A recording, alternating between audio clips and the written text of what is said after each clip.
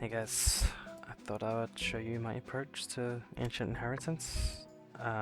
It may help some of you out, so yeah, let's begin. The first thing I will share with you is this mirror link, and this basically has the revealed map put together by some members of the community. I'm pretty sure you can find all of their names over here. That is the team, so if you know any of them, give them your thanks. And this is super useful because you can plan your route where to go without wasting your provisions. You can see on my screen my first relic is this exploration journal, which has a 30% chance to give you double exploration points when examining bags or bizarre tombstones. And bags or bizarre tombstones are these things here. You get 50 for interacting with these and 100 for interacting with these. So if you get a double, you get 100 and 200 basically. And that allows you to get your exploration level up quickly. And also, before I do anything further, I'm going to share a second link with you, which you can find it up here as the Ancient Inheritance database. This is put together by Moriamism, probably butchering his name. Moriamism, and it's a guide for Ancient Inheritance, essentially. Right off the bat, you can see useful units to bring. There's some explanation of gear stats. There's some relic info. Whilst we're here, it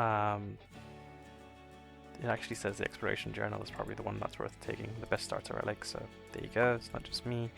The second thing I would say is that the other relics you should try and get is the Conqueror's Flag and the Ancient Shield. Basically because this decreases the monster's health by additional 1 heart, and you get double the EXP. Even if there's 1 heart remaining on a mob, you will take 2 and still get double EXP from it. So those things are really good to get early on if you can get them. And my way of doing it is just that. So at levels 3, 5, 7 and 9 you have a chance to get an additional relic.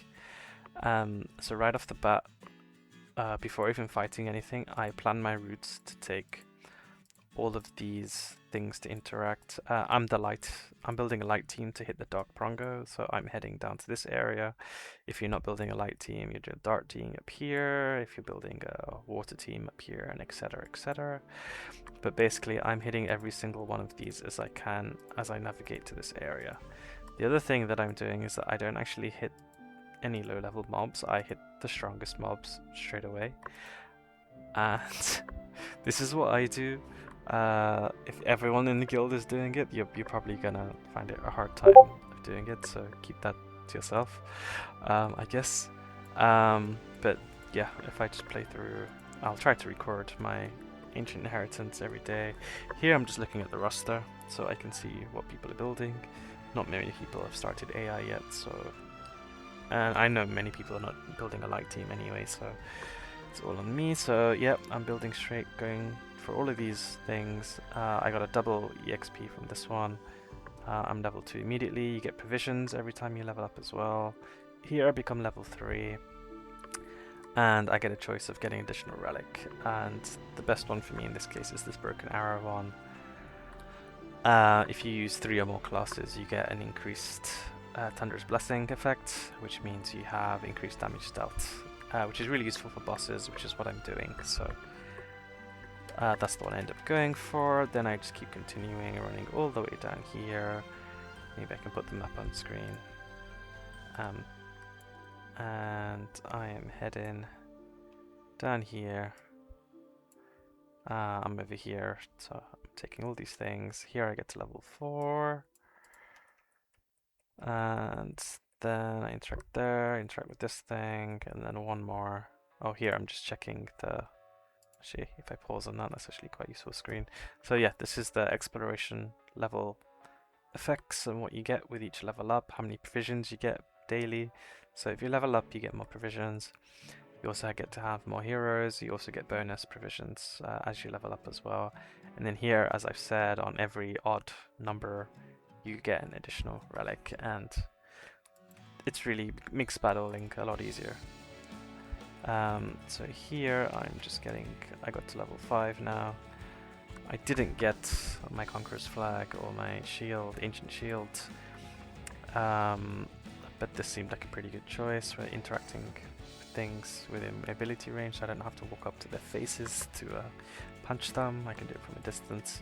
And then here I start my very first fight on the highest mob, and this is one of my go-to teams. Is I pick Camilla and Navy Captain Lundy.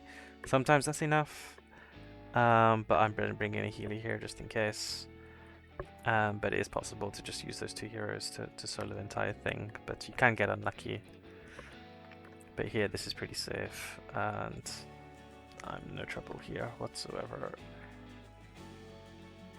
And down they go. So, and then just off that, I'm level 2, my heroes are going to have a bit better stats, great, that's just after 1 battle. And then my second team here is Conqueror Lilias, Tywin, and Savior Aiden. The reason why I'm picking these heroes as well is also, if you look on here, it tells you example comps of what to bring against each Warden and Prongo as well. So I'm basically just trying to bring in each one of these heroes as much as I can, because I know I'm going to need them later when I fight Prongo. There's lots of other guides out there, like soloable units. I think up here, does it tell you solo units? Yeah, there's some solo units here. You can see here they're either on counter or lifesteal. So these are some solo units you can try to bring. But I'll leave that up to you. But until then, I'm just bringing these guys that's listed here. So yeah, that goes down. And then my last team is LQC. Vivian as my healer at this point, and then Spirit Isoline, who can solo as well. But when she's like low level, her crit chance isn't 100%, and it can just screw you over sometimes, basically. So cool, sorted. I'm walking towards my next level for a mob.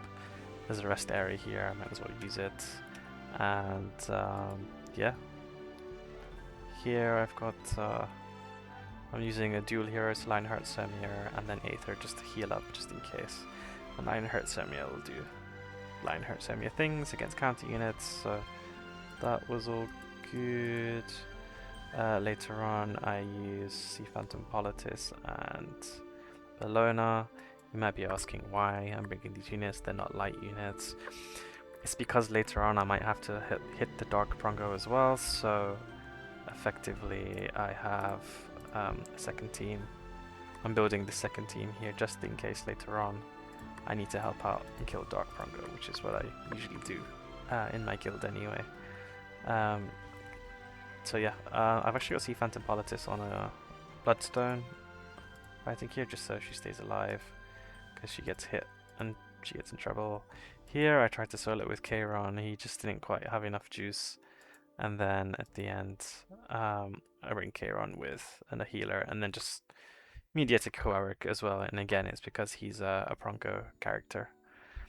So yeah, I think that's it. I think that's helpful. Make use of those links. I'll just drop them in the description just in case you're not in my guild. And good luck and all the best. I'm gonna end with a clear screen. There we go. Amazing. Alright guys, good luck.